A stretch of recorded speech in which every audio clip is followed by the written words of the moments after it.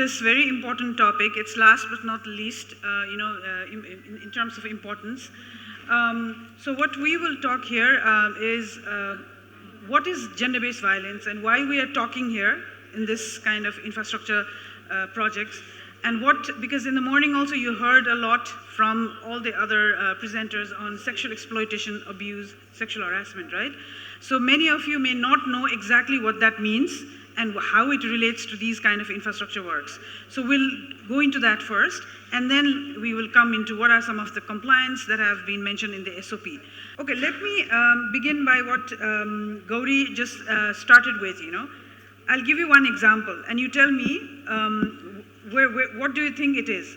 A project worker at a construction site sexually assaults a female worker. What do you think it is? Is it a sexual abuse? Is it a sexual exploitation? Is it a harassment? What it is? So I'll read again. A project worker at construction site sexually assaults a female worker. It's abuse, okay? It's sexually assault is to do physical force. When you use physical force, physical intrusion of a sexual nature, whereby, whether by force or under unequal or coercive conditions, okay? So it's an abuse. I'll give you another example. A project worker has a sexual relationship with an underage child. What is it? Okay, what is it? From this side, please. What do you think it is? Please read this, okay? So it's abuse. Abuse is the actual or threatened physical intrusion. When you have a sexual relationship with an underage child, it's an abuse because you're here using your power over someone. Okay, so you have to think it that way. I'll give you another example. A project worker sends a sexually explicit text messages to a co-worker. Okay, I hear harassment, right? That's correct. So when sexual harassment, when you read that, it says sexual advances, requests for sexual favors, or any other behavior of sexual nature that might be expected or perceived to cause offense or humiliation to another is made of a condition of employment or creates an hostile or offensive environment, and that is harassment. And it usually happens within and among the co-workers, right? So that's correct. Now, okay, I have another one example. A project worker connecting water lines to homes requests a sexual favor for access to water connection. What is this? Okay, correct. This is exploitation, right? So any actual or attempted abuse of a position of vulnerability, differential power, or trust for sexual purposes, it's exploitation, right? So you need to understand these three terms, because in our work, we usually, in this program, we are focused on sexual exploitation, abuse, and harassment. But there's also a broader gender term. You may have heard gender-based violence, right? So it's a broader umbrella term which can define, if you can read this, it's an umbrella term for any harmful act is perpetrated against a person's will based on their gender identity. That's a gender-based violence, and it can be different forms and types of gender violence, but for our purpose, we'll focus on these three. It's understood? Yeah, okay. So let's move to the next slide. So why are we talking about this? I think you need to understand why we are talking about this risk factors for sexual exploitation and abuse. And you can see it's like an onion, think about the onion. It's like peeling, right? It starts from individual, then it starts on the community, household, and going to at the national level, right? So it kind of has that impact at different levels. So if you come to think of it, in this kind of large infrastructure projects, there are many, communities or households that in the project sites that you work on who may not be aware of the consequences of there's so many people coming in their work area. There's so many, campsites that are going to be established, the construction that is being done. This also applies to not only on the risks on sexual exploitation abuse, but also on the risks related to air pollution or noise pollution, so they are generally not aware of it, right? So it's our duty to inform them of what are some of the consequences or impacts, risks coming out from these kind of projects. So that is one reason. The other is in terms of large number of people when they come to a certain location, certain community, where it has its own social dynamics, it has its own social relationships with different people, different community, right? When there's a new people coming in, then it will definitely have impact on that community itself, right? Because it will come and then they will, have some interventions and in the work they do or the resources they have. So they need to share the resources, they need to share the public spaces, they need to share the roads, right? Because there are a large number of people coming in. So when there's a large number of workers or key staff that come in, then the social norms of that community gets disrupted, right? So we need to consider that. That's why we need to assess the SASH risks and then try to address it. The other is when there are project actors, there are contractors, there are supervision consultant specialists, there are other people, right, other specialists that come in the project area. So these are not local people, right? They are from outside. There are also migrant workers that come in who don't know about the social reality on ground, no? The community, how they live, what they do, how they perceive safety, how they perceive, harmful things. So they wouldn't know. And there may be a culture where the community where they don't drink, and then these alcohol, the migrant workers or someone from outside would come in and drink alcohol and make noises, right? So these are some of the things that will exacerbate these kind of risks. And the other important thing that you need to understand is that there's always a power play when this sexual exploitation, abuse, sexual harassment happens. So power play in the sense of when these things, when the construction starts, when the worker starts getting money, right? Money. Then you get that power to think that, oh, I have money now, I can buy things, right? So there's a general tendency of people using that money and have some transact that, use it as a transactional, use the money to have transactional sex or transactional kind of any, association, affiliations with the children or minor or women. So this whole financial thing kind of gives them some power over to another vulnerable person, right? Then other thing is that, it's not only money, but it's also that feeling of, oh, we are giving them services, essential services. We are giving them water pipes. We are giving them, what? Electricity poles. We are giving them trees, good trees, right? With fruit-bearing trees. So that gives you power in terms of, how you see people as vulnerable at the community level. And the another is in terms of, as I said earlier, when there's a large influx of people, especially workers, that come and stay in one place for a long time. It may be different if it's a long road construction and the laborers are moving in. 13, 20 people just moving along the road, staying there for 20, 30 days, then moving along, that is maybe less risky. But if it's a large number of people, like in your program where they're coming and sitting there for like 3 years, right? It is more risky. It is considered more risky for people on the surrounding community level. So that's why, we really need to think about how we can mitigate this. And because it will have a footprint and on ground because of the duration of the stay that they are going to be there. And then it's in that area, right? The other is in terms of, and then the broader societal issue is that, in communities where these infrastructures are working, there may be, the literacy level may be low. There are different types of peoples. There could be, educated people also. There could also be people that are not well educated. There could be vulnerable people, because of there may be some physical disability people, right? There could be people who don't understand the language, so they are already become vulnerable in the society.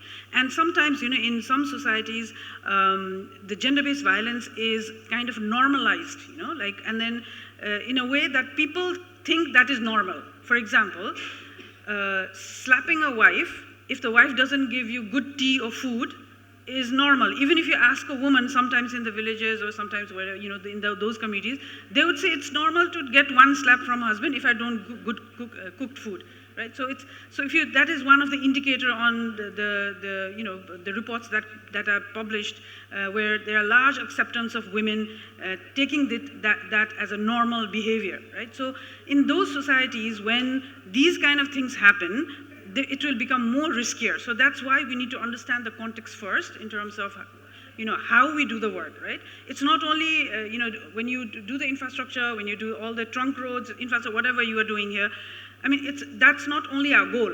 Our goal is to do how to do it in a best practice way, following the international best practice standards, right? So that we need to do it in a best possible way as much as possible. Next slide, please. And then in areas where there are, the legislation's implementation of all the acts and legislation that was showed earlier in the previous slides by my colleague in the mornings, when the implementation is very weak, or where there are less gender-based violence service providers like one-stop centers or other NGOs, working in that area, then these things are not well understood, and when things happen, they may not get the services that they're supposed to get on time, right? And that will increase the risk. Next slide.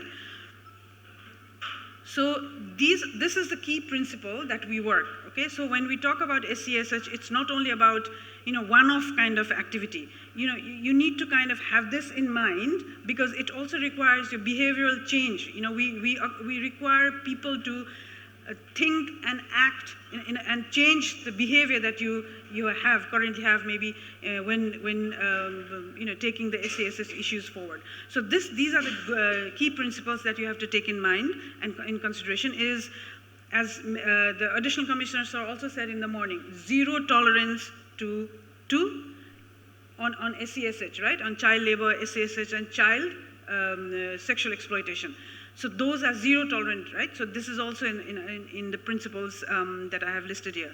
And each one of you here has a responsibility to address the SCSH, right? It's not like saying, oh, this is not our problem. We are here as an engineer, my job is only to do the design and then make sure that the infrastructure is there and it's kind of a good infrastructure to show the world. No, it's all of our responsibility at our own levels. As a position, I don't know what you have. Some are engineers, some are social facilitators, some are environment social specialists, right? As these specialists, you all have your responsibility in addressing this issue. The other is, the other principle that we have to keep in mind is that survivors, we call it survivors, right? We don't call it victims, okay, in our language when we talk about SCSH. Survivors always have the first say, right? So we have to keep in mind that the survivor's interest, survivor's consent is very important. We need to ask them, we cannot decide for themselves saying, oh, they're vulnerable, you cannot do that, right? We need to ask them, we need to have their consent in terms of how they would like to get help if something happens, or how do we handle the situation, right? So they always come first. And the other is in terms of time and proportionality, which is like intervene as early as possible. If there are any cases that you come across, then you need to take action immediately. You cannot wait and see, oh, okay, let's see how it goes. Maybe I'll give, just be quiet and just go along and say that I haven't seen this, whatever incident has happened. No, if there's incident has happened, then it has to be taken, that action needs to be taken as early as possible, because we need to consider that the safety and the well-being of the survivor is very important, okay? And then, and also that survivor does not get any retaliation from the community or from the person that has harmed her, okay? And then the other is be aware of the context, where you are working, what kind of context that you are working, in what different context it has happened, so be aware of that. And then, as I said earlier, it's the power dynamics, right? All these kind of discrimination, vulnerable, making someone vulnerable and taking the power over someone and doing some action as a harmful action is always, it's because of the power dynamics that comes into play, right? And also sometimes social exclusion, sometimes people from different this caste, ethnicity, class, or disability may be more danger, more risk than others, okay? And then be proportionate to how you address this issue, because there could be only just maybe small threat, or some exploitations may have happened. or just a small minor harassment may have happened, then there should be ways to address that. It could be like you can give warnings, you can give take the action after assessing the situation, and then maybe you provide sanctions or even dismissal of the workers, right? So these are the principles that we work on basically. Next slide, please. So I'm now going to move on to, so how are you going to work along on this issue? So you have the CESMP, right? And in the CESMP, you have included the measures in terms of how you're going to prevent, mitigate, and manage SCSH risks, and also if there are any cases, then how you're going to manage it. So it's there in your CSMP. It should be very clearly defined in the ESMP. Based on the SOPs that you have already been provided. So those SOPs, 3 key SOPs you have to keep in mind. One is the LMP, Labor Management Procedure SOP, OHS and Community and Occupational Health and Safety SOP, and then the Stakeholder Engagement Plan SOP, right? And GRM SOP. So these SOPs will guide you in terms of what needs to be considered. For example, under the Labor Management Plan, the key would be the signing of Code of Conduct. So Code of Conduct is not only of general kind of provisions are included there. Code of Conduct will also have specific SCSH related provisions which all the laborers have to understand and sign it in a way saying that if you breach the Code of Conduct or if it is non-compliance to the Code of Conduct, you will be sanctioned or punished, right? So that kind of Code of Conduct is the key first. Second is in terms of establishing the ICC, right, Internal Complaints Committee, which is very important, which we will talk also after this by my colleague in detail, like how you're going to form it and when to form it and how does it work, okay, if it has not been formed already. The third is in terms of ensuring that in the labor camps, that there are separate rooms for female, there are separate changing rooms, the toilets and the bathing spaces should have privacy, right? It's accessible to all the females so that they don't have to go, somewhere else during night, and it's well lit so that they feel safe going to the restrooms and going around the camp area. These are things that you can improve within your labor camps, right? And this is already mentioned in the LMP SOP that you can follow. The other is on the community health and safety plans, where you can see how to design safety measures. When you think of it on designing safety measures, you need to consider how to make it safety in terms of children, in terms of women. Like for example, if there's a big pond in your workers' camp for washing clothes, then maybe it's if there are small children also in the camp, then you need to put a fencing around it, right? And then also to have a signboard saying that there's a pond here, so that people are aware of it. So how to make those designs friendly to women, children, and elderly, that is important. The other is in terms of identification of hotspots, which can be done on a regular basis, okay? So hotspots are those areas where you feel that, there could be possibility of this risks. Like for example, maybe in the camp, there's a labor camp, there's a forest area somewhere, and along the road, there may be areas where they don't have any street lights, right? Or there may not be many houses.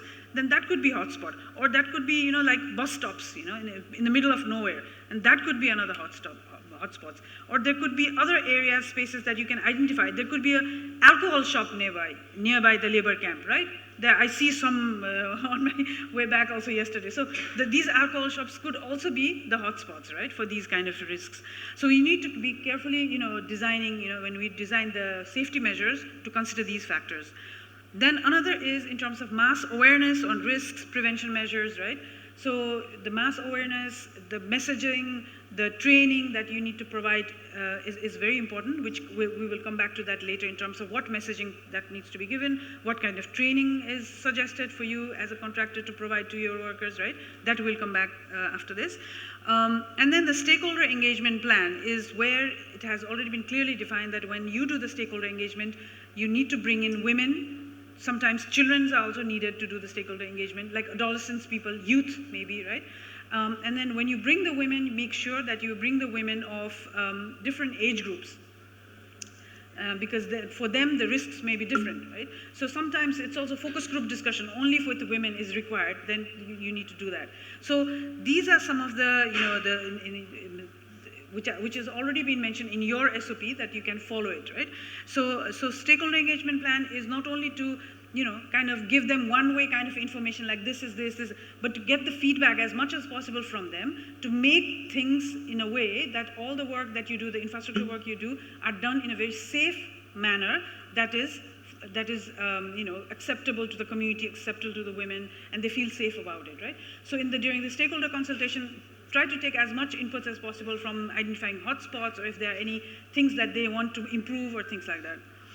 And also, it is important during stakeholder consultation is to do the grievance redress mechanism in terms of where to report and how accessible it is for women to report if there are any cases, right? Because we cannot say that with all the measures that we've taken, there will be no cases. It's human behavior, right? And it can change. And we need to have this, we need to prepare the mechanism in place to say that if something is to happen, then how we are going to address it. That system should be in place, right? And functioning. And finally is that in the contractors CSMP, you need to, I'm sure you have also included the training plan, because and budgeted also, it needs to be there. Otherwise, sometimes there's, because of lack of budget, we didn't do the training, people can make excuses. So that should not happen, okay? Next slide, please. Next slide, yeah. So this is the code of conduct.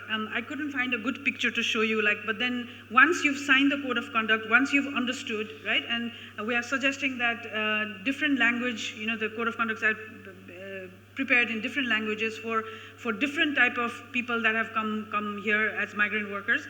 So for that, you need to put it on the outside, in the outside world where everyone can see it on a daily basis. So because these issues are something that needs to be internalized and it needs to be kind of reflected before taking action. To make that behavioral change, it has to be internalized and reflected, right? Then only you can make the changes in your behavior and attitude. So put it on the wall, wherever, the place where everyone can see it on a daily basis. And the codes of conduct, 3 things that I want to mention here that needs to be ensured in the code of conduct. One is to explicitly prohibit sexual exploitation, abuse, sexual harassment, and all sexual engagement with children under the age of 18, regardless of age of consent. It could be different in different contexts. Different countries have different age group as defined as child. But in international, according to international best practice, whoever are below 18 are considered minor and child. And any misbelief on the age group or on the consent should not be an excuse to engage in sexual activity with children. So this is something that you have to keep in mind. This is complete, there's zero tolerance for this. The second is there has to be, the code of conduct needs to have a framework which kind of provides, who are the key responsible person to go to. So in the code of conduct at the end, you need to provide the phone numbers or contact persons. If things are to happen, where to reach, where to go, right? And that person should be equipped and trained on how to handle the cases in case of the things that will happen. And finally is to socialize among the workers, not only workers, but all the specialists, consultants that are now engaged in this program needs to be socialized, means sensitized on this whole issue. Next slide, please.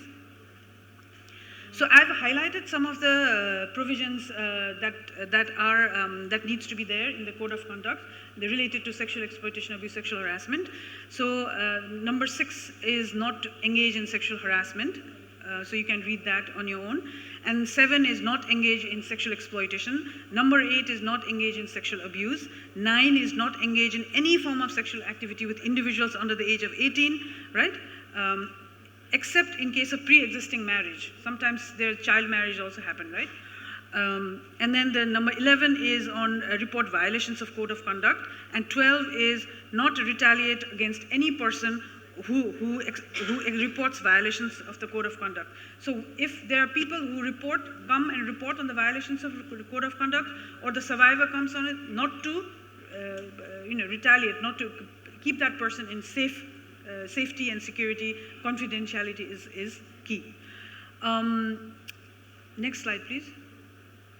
Next slide. Okay, so with this, I'm moving to, so how you're going to do it. You know, in the CSMP, you've also talked about awareness raising and training, right? So I'll hand this over to Gauri. So Gauri and Nitisha are the gender and gender-based violence specialists at ADCL and APCRDA. So going forward, they will be giving you all the trainings, and if you have any technical issues that you need to ask or reach out, please feel free to reach out to them. But then they will now take some of the slides, and I will come back later. Thank you. Now, beyond the legal mandates, there are specific welfare provisions under the Contract Labor Act and the Building and Construction Worker Act. These laws require you to ensure proper sanitation, safe drinking water, adequate lighting, secure living conditions, and separate facilities for women and mandatory crush facility. And appointing a social labor officer is not just a compliance or not just a formality. It's a vital link between the management and the worker well-being. Good practices also include hiring security guards in women's zones and ensuring that site engineers are trained and gender sensitivity is materialized as a whole. You can go for the next slide. Yeah.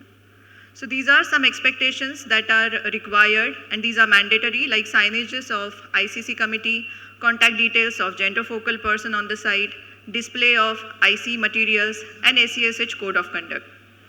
Also providing on a monthly data, gender disaggregated data, you have to provide number of children, you have to provide. You have also have to have posters informing workers of their rights, just be displayed in local languages. Awareness sessions must be conducted regularly, and the laws are not optional. It is enforceable, and non-compliance can lead to heavy penalties. Let's now talk about what you should do as a contractor. Next slide, please. So there are three parts, like before the construction starts, during the construction, and when you receive the complaint. So before the construction starts, you have to take the gender risk assessment. That is, you have to know that how many women labor workers you are planning to take on your roles, and probable risk areas where the woman will be vulnerable, and appoint a GBV focal person. During construction, ensure, next slide please. During construction, ensure that ICC is active, POSH training is provided, and that all workers know how to file complaints. Regular inspections at labor camps should include checking for unsafe or unhygienic conditions that may especially impact women. And if complaint arises, act promptly, maintain the confidentiality, support the complainant, and absolutely avoid retaliation, because it's both unethical and illegal too. You may ask now why I should bother as a contractor, what's my responsibility, or how it is related to me. The answer is very simple. The next slide, please. Since it's your site, it's your responsibility. You have to ensure the safeguards, because it's going to lead the better productivity at your work site, because when you provide the good working conditions, labor will work more efficiently. There will be fewer legal implications, and there will not be any stoppage between your work, and definitely it will enhance your reputation to the entire construction area. So what you can do starting today: form an ICC, conduct awareness sessions in the languages your workers understand, ensure that every labor camp has clean and safe facilities, monitor the behavior, and don't ignore complaints, however small it may be. Set up a complaint box, make a WhatsApp group for female moderator, include GBV clause in your subcontractors too. These are some small steps, but they send a powerful message that dignity matters here. We have to go further and conducting training programs for site engineers and managers also, and not only for the laborers. You have to display posters and videos on GBV in the regional languages like Telugu, Hindi, because if your workers do not understand the rules, then the rules are of no use. Think about these improvements and adopt them on your sites. Of course, we have the challenges. Many of the women still out of fear will not speak up. The ICC members may lack the training or experience to handle the complaints. Language and literacy barriers make communication difficult, and sometimes contractors resist these efforts, viewing them, this is an extra task for me. But if you acknowledge these problems honestly, we can solve them practically. This session is a beginning and not the end. I want to remind you once again that GBV prevention is not a checklist. It is a commitment that you and me all have to do. You are in a position of power. You hire them. You train. You survive. You supervise. Use this power to create workplaces where every worker, either male or female, feels safe, respected, and valued. A safe site is not just legal requirement, it is your legacy, and let your legacy be one of the dignity. To address two more critical aspects, next slide please. No, before that. So to address these two more aspects on the construction side, one is safety of the children and protection of minors from abuse and exploitation. Child protection measure is not only a legal requirement, but also a reflection of our values. Let's make sure our work sites are safe, not for adults, but for children too. Any form of sexual misconduct involving minors is dealt with very, very strict under POSCO, with penalties including imprisonment too. To give us more information about POSH Act and POSCO Act, I now invite Nitisha to just say a few words about it. Yeah. So from morning we've been hearing that there's a zero tolerance policy against sexual harassment in our project implementation. So one key aspect or key weapon we have legally is the POSH Act, which is also the prevention of sexual harassment at workplace. Okay, this act is introduced in 2013 and it stands as one of the key legal implementation that we have on all of our shoulders to carry out, right? So sexual harassment at workplace, also known as POSH Act, covers any sexual offense carried out against women at a workplace. So ఇది మనకి చాలా important అయిన act అండి. Like ఎందుకంటే మనం protection of women అని పొద్దున్న నుంచి మాట్లాడుతున్నాం. SEA, SH, GBV, anything falls under this act, right? So so when we are saying sexual harassment at workplace, first manam asal workplace which comes under which place comes under workplace anedi manam ardham cheskundam. So any public or private organization comes under workplace, and both formal and informal places is also considered workplaces. So ఇప్పుడు మనకి construction sites mostly informal work site అని అనుకుంటాం. So ఇక్కడ ఎట్లాంటి cases వస్తాయి, లేకపోతే ఇక్కడ ఏమైనా జరిగితే లా చట్టం చర్య తీసుకోదేమో అని కొంత నిర్లక్ష్యం చేస్తే మన పొరపాటు అవుతుంది. Because POSH Act covers all forms of workplaces, both informal and formal, and it covers SEA, SH and GBV. And first, since the act says sexual harassment, we'll understand what comes under harassment, right? So first, physical harassment, which involves any physical brushing or touching inappropriately, and it also covers verbal harassment. So verbal ga manam emaina maatalu asabhyakaramena maatalu maatladna, ibbandikaramena maatalu maatladna, idi kuda oka harassment kinde count avutundi. And lewd gestures in the sense, చేత్తో ఏదైనా అసభ్యకరమైన చేష్టలు చేసినా లేకపోతే science చూపించినా ఆడవాళ్ళకి ఇబ్బంది కలిగించేలాగా ఇది కూడా హరాస్మెంట్ కిందే లెక్కొస్తుంది. And also showing objectionable content. Okay, ఇది సెల్ ఫోన్స్లో కానీ లేకపోతే మ్యాగజైన్స్లో కానీ లేకపోతే ఇన్ ఎనీ ప్రింట్ ఫామ్ ఇలాంటివి మనం ఏదైనా ఉమెన్కి వాళ్ళు ఇబ్బంది కలిగేలా చూపించడం లేకపోతే ఇంటెన్షనల్గా కానీ ఏమైనా చేస్తే all of this comes under harassment. So మనం పాష్ యాక్ట్ అనేది ఇది ఒక పెద్ద ఏదో యాక్ట్ మనకి సంబంధించింది కాదనుకుంటాము, బట్ ఇట్ డెఫినెట్లీ మన ఎవ్రీడే లైఫ్లో it counts. And any working woman in any in their workplace should take note of it, and as a fellow workers we should all take note of this act. So POSH Act first to keep in mind, it covers workplace and harassment. All of these forms of harassment comes under it. And so one of the important aspects of POSH Act is the constitution of an ICC, right? It's called Internal Complaint Committee. So మనం already చాలామంది కాంట్రాక్టర్స్కి ఇప్పటికీ communicate చేశాము. And as per CSMP కూడా it's mandatory that an ICC is established at every contractor end. So మెయిన్గా మనకి నేను before I go into the composition of ICC, ఎంతమంది కంపెనీస్లో ఇప్పుడు ఐసీసీ ఉందండి? Can you please raise hands. మా కంపెనీలో ఐసీసీ ఉంది అని there are PMCs, there are contracting agencies, there's PGMCs. Can you please show of hands where there's an ICC established and we are aware maku palana vallu unnaru, we have certain contact details that edana case vaste we can go on. Any please show of hands once? Yes, 1 2 3 4 5 6 7 8. Okay. So in a room of 300 we have only 8 or 9 show of hands, but it's okay. But as per Act, it's mandatory that every registered working organization has an ICC in place. So what are the what is the composition of ICC and the functions of it? So ICC should contain a presiding officer, and the presiding officer should have a senior most woman at that company. Okay, and it should have 2 more members plus an external member.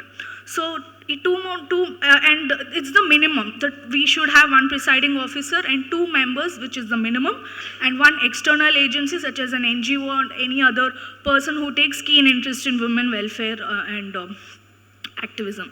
So, and also in members law we should ensure 50% is women.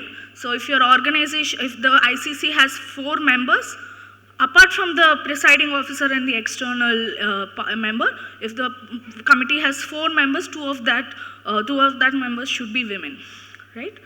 So mainly what this ICC does anedi we'll see it in the next slide. So any woman has faced an incidence of sexual harassment at work, she can approach the ICC, any of the ICC members, by written complaint or orally, and further that ICC member will have, the ICC should convene in 7 days. Ante aa committee itla complaint ochindi అని మనకు తెలియగానే, so ICC అనేది it should meet అయ్యి ఒక enquiry లాగా carry చేయాలండి. Because అది ఆ కేస్ ఏంటి, ఆ details, is it a true case or a false case, it should conduct an enquiry. So ఈ ఎంక్వైరీ అనేది maximum it should last between 10 to 19 days, depends upon the severity of the case, right? So one important thing throughout this process is the identity of the complainant and the respondent should be confidentiality. Okay, confidentiality is key, and we have to ensure that the complainant has that safe space to come forth with the problem. Otherwise oka complaint వచ్చి అది spread అయ్యి, లేకపోతే మీకు తెలుసు Indian mind set ఎట్లా ఉంటుందో. So ఇప్పుడు నేను కంప్లైంట్ చేస్తే అందరికి తెలిసిపోతుంది, అండ్ తర్వాత నాకు ప్రాబ్లమ్స్ వస్తాయని చాలామంది అసలు కంప్లైంట్ చేయడానికి ముందుకు రారు. So it's very essential that as per the POSH act the complainant's identity should be confidential, right? And ఈ కమిటీలో వచ్చే కంప్లైంట్స్ అన్నిటికీ case or register should be maintained, because we should keep track of what kind of cases are coming and what is the resolution followed or taken. So ఈ enquiry అయ్యాక as I said 10 days to 90 days మధ్యలో జరగాలి. Again అండి please take note that it's based on the severity of the case. So if the severe the case, the more prompt the action should be. So once the enquiry is done, the committee should prepare an enquiry report, right? So detailed ga like what happened, steps enti, what is the resolution, what is the action to be taken, and at the end step towards this is the employer shall act upon the recommendation within 60 days. So committee oka nirnayaniki vachaka the employer must act on it. It's not like committee ఏదో ఇచ్చింది మన ఇది implement చేయకుండా ఉండరు. లేకపోతే suppose if someone should be punished but మనం అది are someone should be terminated, జాబ్లో నుంచి తీసేయాలి, బట్ మనం అది ఫాలో అవ్వకపోతే అదొక నేరం కింద అవుతుంది.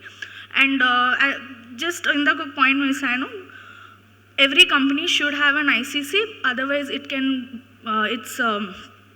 it's subjected to any penalty also up to 50,000. So yeah. So so yeah మనం పాష్ అనే ఒక కీ యాక్ట్ గురించి తెలుసుకున్నాము. Another important act when it comes to the safety of women and children is the POCSO act, that is prevention of protection of children against any sexual offences. So POCSO is introduced in 2012. So any act, sexual abuse or any untowards act towards children conducted will come under this POCSO act. And since it's against children, chala consequences chala severe ga untayi, and the punishment is also quite severe. So one thing about this act is that not only the perpetrator, అంటే నేరం చేసే వాళ్ళే కాదు, ఎవరైతే ఒకవేళ పలానా పాపకి are బాబుకి ఇది ఇట్లాంటి ఇన్సిడెంట్ ఒకటి జరుగుతుందని అది రిపోర్ట్ చేయకపోయినా that person will be considered as an offender, right? అంటే మీకు పలానా పాప కానీ బాబు కానీ something is happening towards that child and మీకు తెలిసినా కూడా అది రిపోర్ట్ చేయకపోతే అది మీ తప్పు అవుద్ది. అండ్ మన given in the construction site, given in the మన సినారియోలో, if the employer doesn't take any action, that is also considered an offense. So basically keeping silent is an offense according to this act, because it comes to the welfare of the children. And manaki site lo chaala mandi chinna pillalu untunnaru, so we have to be very wary of this act and the provisions under it, and we have to try our fullest to keep the children safe. I think manaki creche anedi okati already manam erpaatu chestunnamo, so it's better that the children are in the play area under the supervision of an Anganwadi teacher or an equivalent person. So these are the major acts. Legal ga manaki ee rendu మనం గుర్తుపెట్టుకోవాలి. And మనకి ఫర్దర్గా site విజిట్స్లో కూడా we should be able to answer, because and మనకి ICC ఉందా లేదా, or if there is an ICC, the ICC ఉండడం కూడా జస్ట్ ఆన్ పేపర్ కాదు, they should be available to take any complaints, right? అంటే వాళ్ళు ఆన్ కాల్లో if any woman wants to approach them, they should be available. And committee details and it should be clearly displayed at labor camps and at construction sites. So preferably in all three languages, so that it's communicated to all the members. So I think this is all. I would like JR to please continue with the presentation. Thank you, Nitisha. I don't have many, but I need to, next slide please. So what Nitisha and Gauri just mentioned is the contractor's responsibility. So when we say contractor's responsibility, it also applies to subcontractors and petty contractors and first vendors or whatever, that also comes under that broader picture, okay? And the other is on the ICC side, which is sexual harassment. That is the sexual the harassment that happens within the agency, at the agency level among co-workers. That you understood about the ICC, the POSH Act and all. But if there are cases which happens beyond the POSH, like it's not sexual harassment, but it's sexual abuse or sexual exploitation by a worker to the woman outside the labor camp or outside the work area or in the community, then it's considered non-POSH, right? So how do we address the non-POSH Act? For that also, the contractors are required to, have certain facility. Like you said earlier in the morning's presentation, you said there's a gender focal point in your contractors, the specialist, right? I think you have a social and labor managers in place. So maybe that could be a gender focal person, and that could be trained. And because this kind of managing SCSH related cases requires very specific skills and procedure. There has to be a procedure that has to be followed. It cannot be just done in a very ad hoc manner. So for that way, we need to train this social and labor manager at the contractor level. And there are also social facilitators at the village level, right? So those village level social facilitators can also help in spreading, in terms of outreaching, in terms of prevention, awareness, they can do that. And also in supporting, facilitation support to the social labor manager at the contractor level, if there are any cases that happens, with support from the existing gender committees at the village level. Mahila police is there, police is also there, right, to provide the support. But what we have to consider is there are these structures, there are these people that are there to support, but we have to keep in mind, next slide please, next slide. The survivor-centric approach is always need to be practiced in terms of the confidentiality and the consent from the survivor. If the survivor does not want to go to the police, then that is her decision, and we cannot force anyone to go to the police. But if she wants to go and get some support, psychosocial support, and get other legal support, we need to help that person. There has to be safety, should be very, it's primary, that person is secure and safe and no retaliation against her. Non-discrimination, non-retaliation that I mentioned earlier, and always have that respect and dignity to the survivor, and not take any subjective judgment over a survivor saying that, look, maybe it's because of her that this thing happened. No, it doesn't happen like that, the way we think. So we have to be very careful on that, and also the timely access and quality of services to the survivor, so that no further harm does not happen to the survivor. Okay, so next slide please. So with this, I have the final slide. Next is like, these are the list of GBV survivors, service providers that you have on ground, and from where we can get the support and services, with of course the facilitation support from the social facilitator of the project, of the social labor contract manager at the contractor level, from the gender specialist, the ADCL, APCRDA, and then we can timely address the issue so that it does not escalate and it does not harm the person going forward. And whoever has done the action, is the perpetrator is punished, and that kind of sanctions or whatever is taken action, right, and a decision be made. Thank you so much. I hope you understood the concept on why we're talking about this and how we proceed on this one. Thank you so much. Yeah. You have some questions towards GBV related?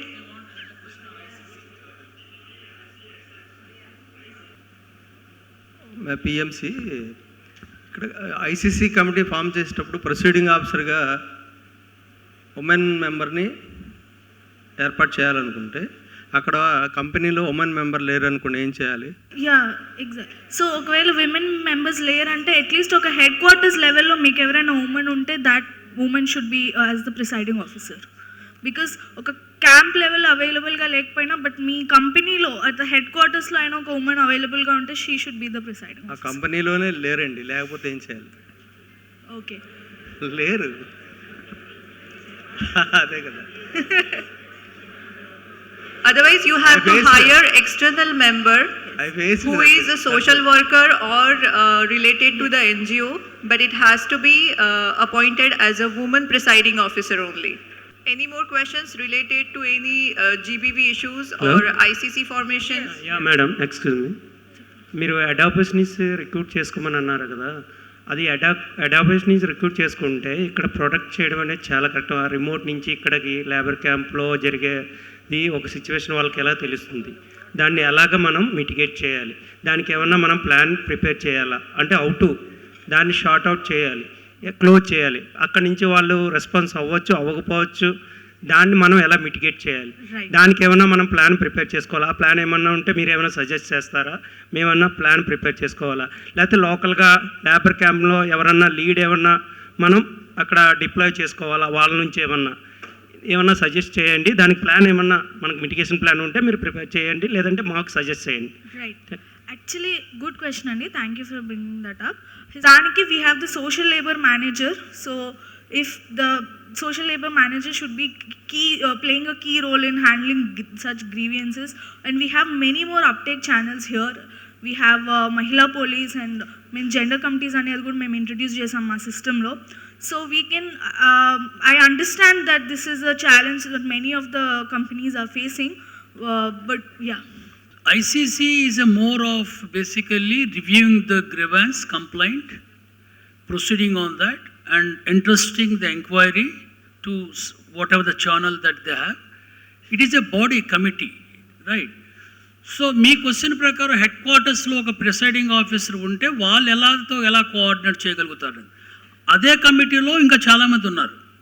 So ఆ presiding officer టెక్నికల్గా చూస్తే if they want there is a way and possibility that they to quote, that is option 1.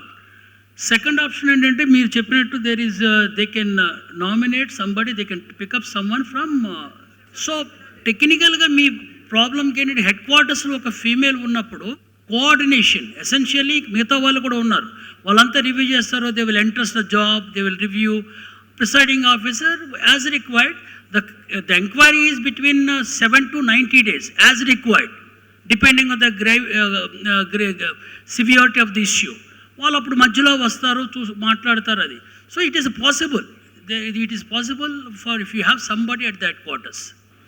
As I said, like there are different accountability channels at different levels, right? So at the contractor level, the social and labor manager would be the main focal person to handle this, and that person has to communicate to higher level, okay? Communicate and get guidance, because someone at the, as you said, someone at the headquarter level may not know what the situation is, right? To make decisions. So that kind of communication channel with the existing at the ground level has to happen. Then only that decision can be made. But again, I would say that the whole confidentiality and how the procedure happens, it's actually we have prepared a SOP, so you can also find further guidance on the SOP going forward also. Okay. Hello ma'am, this is Nilanchal. Actually, I have a doubt that regarding, as you have rightly saying, that a lot of displaying of the lot of committee member and all these things has to be displayed over the campus area. So just my suggestion is that can we display single point of contact for this kind of things? As you rightly saying that some companies having some presiding officer, they can have an HQ. So in the site management, can we have a single point of contact in case anything happen for this particular committee? Right. See, so as per the act, that it's mandated that the ICC members should details should be displayed. But to answer your question, if there should be a single point, we cannot keep only one person's contact from the ICC. That's not possible. But we can have the social labor manager person's contact as a single response unit from the contractor end. And apart from this, we can have a woman constable from the contact number from the nearby police station. All right, and if any medical so we can have the emergency contact numbers and from the contractors, and so we can have the social and labor manager contact number. Yes. Thank you. That the woman who is accused or who is not feeling comfortable, you cannot display only one number, that you have to approach to him or her only. So you have to give many members name and contact details is not allowed. You have to give that woman many uptake channels, including entire ICC committee and their details, plus whatever my colleague Nitisha has said, that other uptake channels, what are the emergency numbers, who is a gender focal point, and where she can comfortably launch her complaint and where she feels safe. You need to understand that it's very vulnerable and very sensitive issues, so anybody cannot just go and launch the complaints here. So you have to make that complainant very comfortable and ensure the confidentiality so that these kind of complaints will come up. Otherwise, out of fear of losing the job, out of making the issue out of it, many women do not complain only. So we have to give many uptake channels here. Thank you, ma'am. Company level, it can be anywhere. The person can be located anywhere, and with the kind of communication available these days, it's not a problem to contact the presiding officer at any time. And basically, the channels of communication need to be open, and the person can be contacted anytime. Yes. That's what I want. For grievance, redressal of grievance in a transparent manner and also effectively. So I tell you briefly about the channels available for filing of grievance. That's why I call grievance redressal mechanism as RRR, because it consists of receipt, register and resolve. Each grievance should be registered, received first, registered, then resolving. So the channels for receipt of grievance, I tell you first, that is Parishkaram portal that was established by our APCRDA to receive the grievances and to resolve the grievances, of course, after registration of grievance. And at the same time, in addition to that Parishkaram portal, we have PGRS, that is of state government portal to file complaints, and at the same time, and we have helpline number also 1902, and in addition to that, APCRDA is conducting grievance day on every Friday at Thulluru, so that the farmers or complainants can personally, physically attend that program and submit their complaints. And our additional commissioner sir receives personally all the grievances, and sometimes he discusses with unit officers there and resolve the problems then and there, of course, even after registration of the complaint only. Means even at Thulluru, we have arranged 3 counters. One is to help the complainant to write the complaint. Next, that complaint will be registered by another counter. Then they will approach the additional commissioner sir to submit and to tell the grievance personally to the officers. This is the Friday grievance day that is available at Thulluru. And today also I have participated there and came to this venue at after 1 o'clock.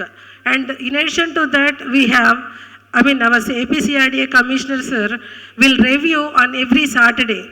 He reviews all the grievances, means whether they are rejected, resolved or pending. He'll review all the grievances in direct interaction with all the complainants. That is to note. We inform every complaint through IVR calls, personal calls. We call them over phone. There is a team in APCRD office. We call them, we inform them to come the next day, whether to know that whether the grievance is resolved satisfactorily or not. Sometimes if it is policy matters or complainant we may not satisfactorily resolve the issue, but that will be confirmed and reviewed by our commissioner sir. So these are the channels available. Now I tell you about registering process. When complaints are received at Commissioner Sir Peshi or Additional Commissioner Peshi or at unit offices or by post or personally, in whatever way we receive the complaints, they will be registered then and there. Means Commissioner Sir Peshi will register in our Parishkaram portal, Additional Commissioner Sir Peshi will register at Peshi level itself, and if I receive, I'll register at my office.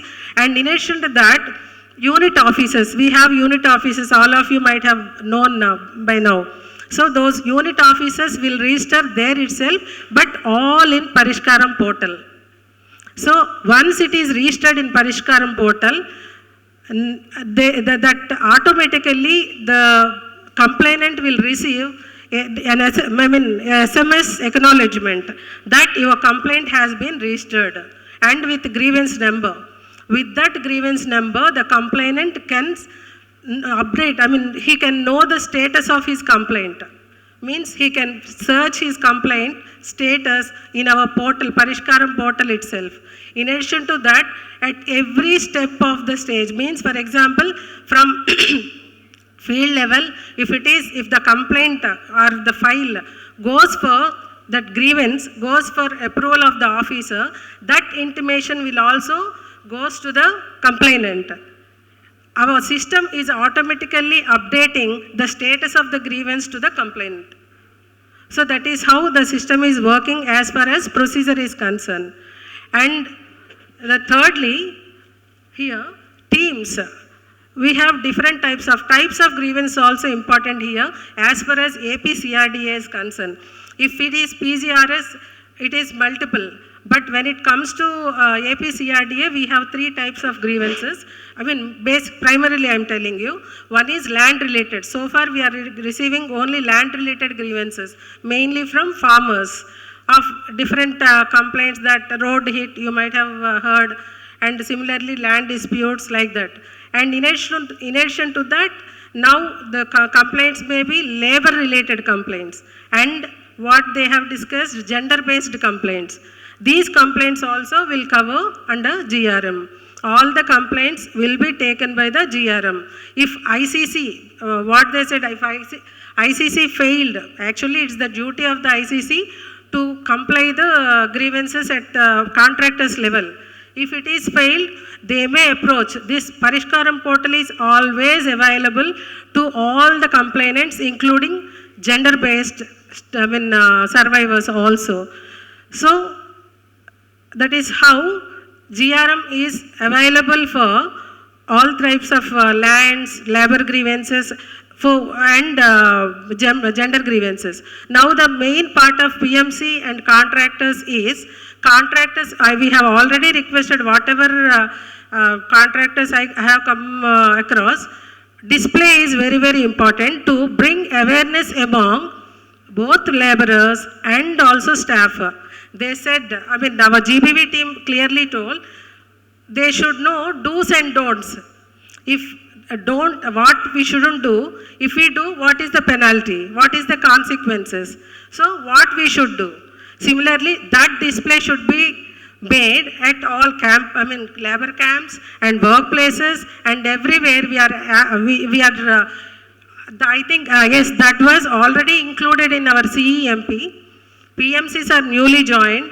The duty of the PMCs is to resolve the problems, especially labor and gender problems, at contractor level.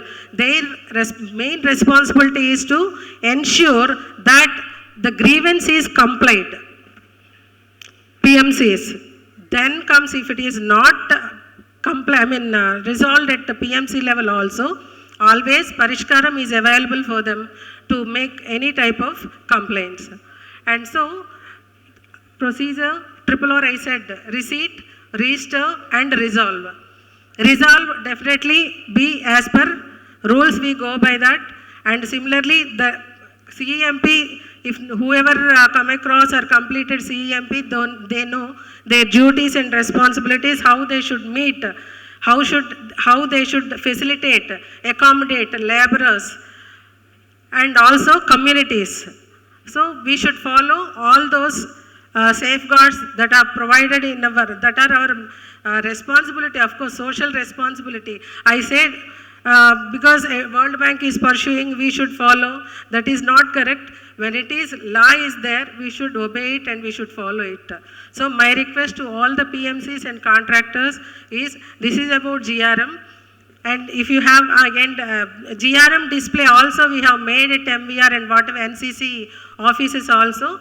Display of GRM means these channels, what I have told you, PGRS, Parishkaram, and in addition to that emergency numbers, all these should be displayed at labor camps and workplaces. This is also giving awareness to the employer and to the employee or laborers at workplace. So, wide publicity should be given regarding these things for giving awareness to both. RRR, I think, receipt is completed, register is completed, and resolution, of course, because you are also part of administration, we always try to resolve the problems. Now it is up to PMC and contractors to resolve labor and gender grievances at your level. And wishing all the best. Thank you for giving this opportunity. Thank you. I just wanted to add that apart from all the registers that you were asked to maintain this morning on labor, and etc., and form a GRC for or an ICC for CI and SH related risks, there may also be, during construction, there may be complaints from local communities. So these may be related to construction and may not go directly to the channels that APCRDA has already. They may want to come to you. So please keep that option open. Have a complaint box for the local community and a complaint register available at every work site. So that's what I wanted to add. It's very important that smaller complaints are resolved immediately at the local level without being escalated to the top. Yes, I missed it. Complaint box should be maintained, and all the complaints received in the complaint complaint boxes should be registered in the complaint register. means should make entry. Complaint boxes may be at different places, workplace, labor camps, and if required at any places. All those complaint బాక్సెస్లో ఏవైతే వచ్చినాయో అవన్నీ complaint register అవ్వాలి day wise. అలాగే అదే complaint దాన్ని ఎవరికి ఇచ్చారు, ఫర్ ఎగ్జాంపుల్ పిఎంసీకి ఇస్తే పిఎంసీ, అదర్వైజ్ ఎవరికి ఇచ్చారో సైన్ చేసుకొని ఆ హ్యాండ్ ఓవర్ చేయాలి. This is also process of registering that complaint. ఫిజికల్గా వచ్చిన వాటినండి, అదే మేడం చెప్తున్నారు ఇప్పుడు. Thank you.